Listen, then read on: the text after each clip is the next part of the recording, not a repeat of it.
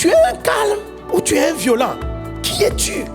Il y a des personnes à l'église, elles parlent de Dieu, elles prêchent Dieu, elles prêchent l'amour. Mais au travail, c'est un autre visage. Dieu regarde, il dit, qui es-tu? Tu as combien de visages, mon fils? Je ne te connais pas. La Bible dit dans le psaume 23, il nous conduit près des eaux paisibles. Alléluia. Que le Dieu dont je parle te conduise près des eaux paisibles au nom de Jésus-Christ de Nazareth. Et il a cité beaucoup de choses. Il nous dirige près des eaux paisibles. Il restaure mon âme. Jésus restaure l'âme. Le psaume dit que ton âme est guérie dans sa présence. Qu'il en soit ainsi au nom de Jésus. Amen. Il me conduit dans les sentiers de la justice. Il te fait justice. Il te fait marcher dans la justice et il te protège par sa justice. Il dit à cause de son nom. Quand je marche dans la vallée de l'ombre de la mort, je ne crains aucun mal. C'est-à-dire, quand tu vas marcher dans les temps sombres, étranges, dans des circonstances difficiles, tu n'auras pas peur. Pourquoi? Parce que sa houlette et ton bâton vont te rassurer. La houlette, c'est-à-dire, c'est ce bâton du berger là avec un crochet devant. Amen. Ça veut dire que si éventuellement même tu te trompes et que tu prends une mauvaise voie, Dieu va prendre sa houlette, il va la prendre et va te ramener sur le chemin. Il dit, ma fille, tu te trompes. Si tu t'apprêtes à prendre une mauvaise décision, que la main de Dieu vienne te saisir et te ramène sur la voie. Je suis en train de relâcher une série de bénédictions sur ta vie. Je prophétise sur ta vie le psaume 23. Que ton Dieu, le Dieu dont je parle, te conduise près des eaux paisibles. Que le Dieu te conduise dans les sentiers de la justice.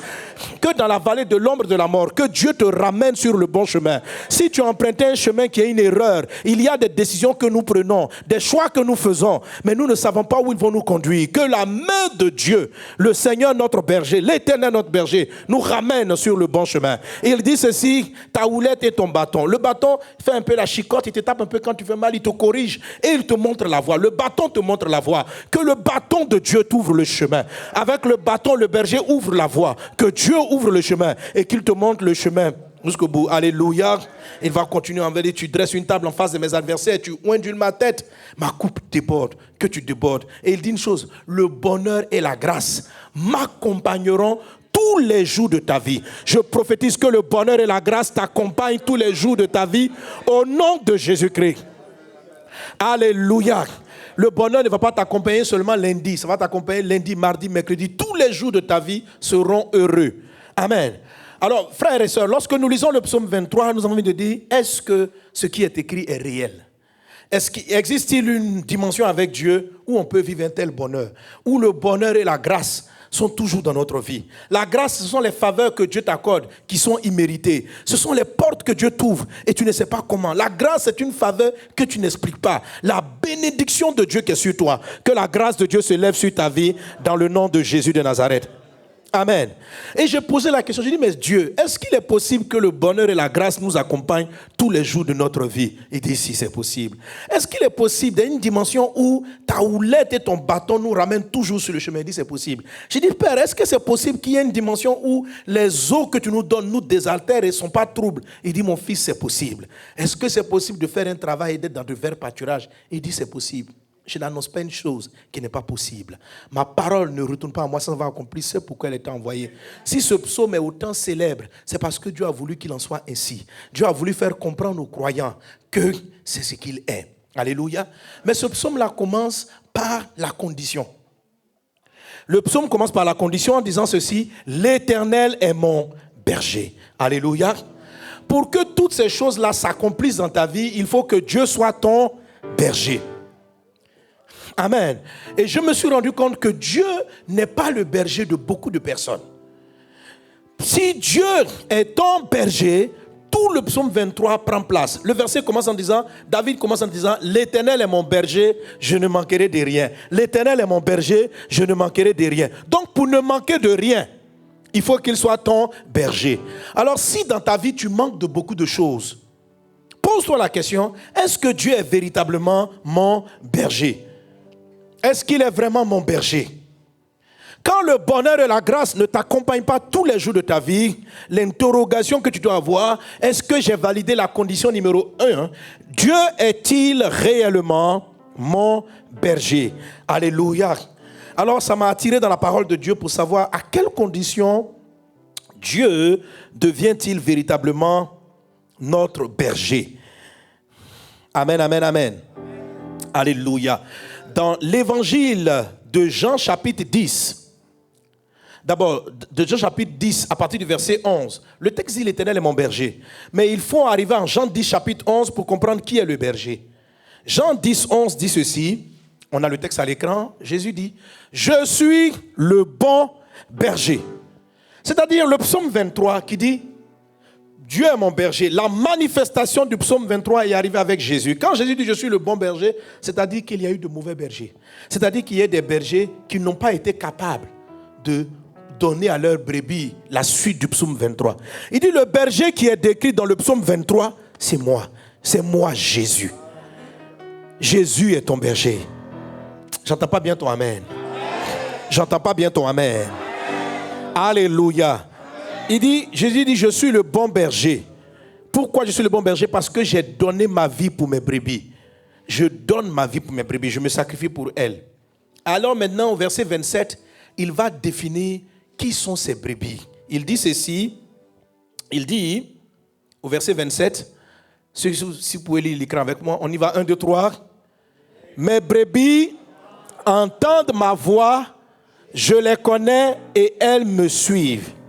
Alléluia. Gloire à Dieu. Mes brebis entendent ma voix, je les connais et elles me suivent. Donc, quand Dieu dit l'Éternel est mon berger, pour que Dieu soit ton berger, il faut que toi tu sois sa brebis.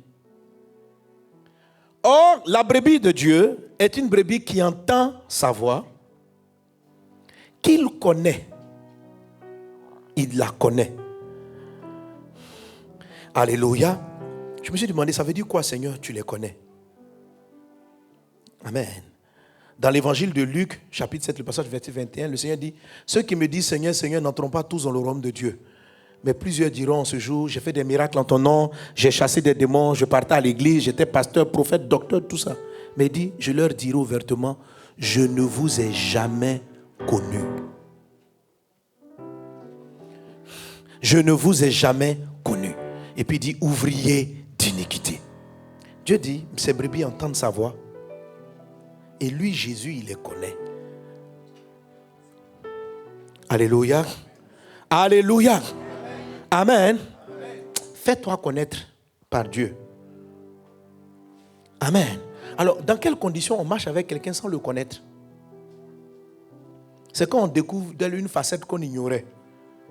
Amen. Ça y est, tu marches avec la personne. Tu crois qu'elle est gentille. Et puis un jour, elle te fait un coup. Tu dis, je pensais que je te connaissais. Je ne te connais pas. Voilà, je ne te connais pas. Je connais ton prénom, mais je ne te connais pas. Est-ce que vous savez qu'il y a des gens qui surprennent Dieu? C'est-à-dire, quand ils arrivent au culte, ils sont là, oh Dieu, qui est comme toi. Et puis ils pleurent. Alléluia, alléluia. Dieu dit, oh, quel adorateur, quel adorateur. Et puis arrivé à la maison, il devient violent. Il frappe sa femme. Dieu dit, je ne te connais pas. Qui es-tu? Tu es un calme ou tu es un violent? Qui es-tu? Il y a des personnes, à l'église, elles parlent de Dieu. Elles prêchent Dieu. Elles prêchent l'amour. Mais au travail, c'est un autre visage. Dieu regarde. Il dit, qui es-tu? Tu as combien de visages, mon fils? Je ne te connais pas. Je ne te connais pas.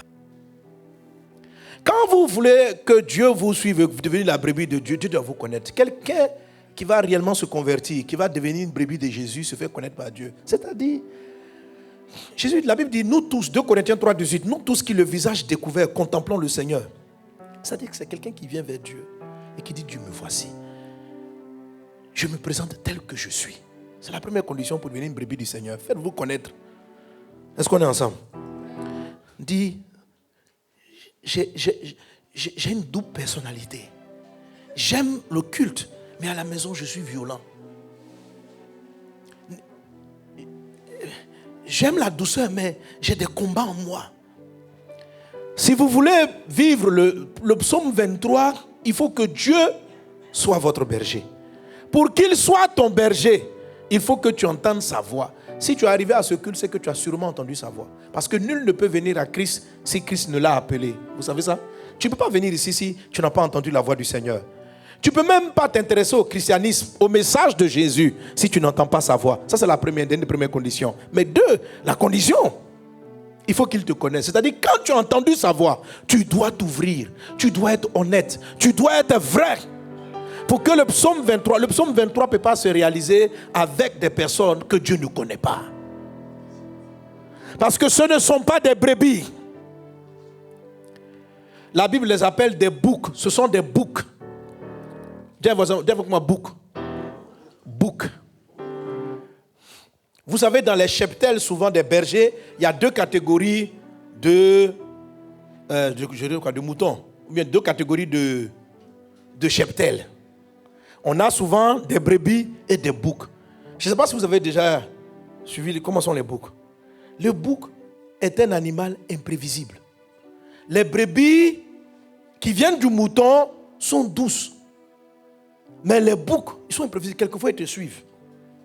D'autres fois, c'est-à-dire tous les bergers savent que tu ne contrôles pas les boucs. Ils ont une forte personnalité. Tu peux marcher et venir te donner un coup de tête dans le dos. Et un jour, il peut te suivre calmement. C'est-à-dire qu'il a une personnalité. C'est pourquoi dans l'évangile de Matthieu chapitre 25, Jésus dit ceci. Quand le Fils de l'homme va revenir, il aura à sa droite les brebis et à sa gauche des boucs. Et il va dire aux boucs, j'étais en prison, vous ne m'avez pas visité. J'étais nu, vous ne m'avez pas vêtu. J'étais dans telle condition, vous ne m'avez pas aidé. Et il dira aux brebis, j'étais dans les mêmes conditions, vous l'avez fait. Les boucs et les brebis ont été surpris. Elles ont tous dit, mais à quel moment t'avons-nous vu dans de telles circonstances et t'avons-nous méprisé? Et Jésus va leur dire, chaque fois que vous l'avez fait, ou bien vous ne l'avez, pour les boucs, chaque fois que vous ne l'avez pas fait un de ses plus petits, vous avez vu quelqu'un dans la souffrance, vous ne l'avez pas aidé. C'est à moi, Jésus, vous ne l'avez pas fait. Vous ne m'avez pas suivi. Vous marchez comme vous voulez. Vous êtes des boucs. Et il leur dit, allez en enfer. Les chrétiens, les boucs sont des chrétiens. Le bouc et un chrétien est un type de personne qui visite l'église, qui fréquente l'église, qui marche dans l'église, mais qui a une personnalité différente que Dieu ne connaît pas, qui est imprévisible dans sa vie. Dieu veut te conduire vers des verts pâturages. Dieu veut que le bonheur t'accompagne, ma soeur. Mais il faut que ta présence à l'église ne soit pas superficielle. Ne viens pas à l'église parce que tes parents sont venus à l'église. Ne viens pas dans la maison de Dieu parce que ta famille fréquente l'église. Viens parce que toi-même tu veux le suivre. Viens, ouvre-lui ton cœur. Ouvre-lui ton cœur. Suis-le sincèrement. Est-ce qu'on est ensemble? Est-ce qu'on est ensemble? Quelqu'un donne un bon amen. Quelqu'un donne un bon amen. Je vois le bonheur et la grâce qui arrivent dans ta vie au nom de Jésus. Touche un voisin, dis, sois pas un bouc. Sois une brebis. En fait, mon message, même le thème, c'est bouc ou brebis. Bouc ou brebis. Regardez voisin, dis-lui, bouc ou brebis. Maintenant, voisin, réponds-lui. Vous avez dit brebis. Marchez comme des brebis. Acclame Jésus pour toi-même. Shalom, j'espère que vous avez aimé cette vidéo. Abonnez-vous pour ne pas rater nos programmes. Merci de faire partie de notre famille TBN. Que Dieu vous bénisse. Shalom de Jérusalem.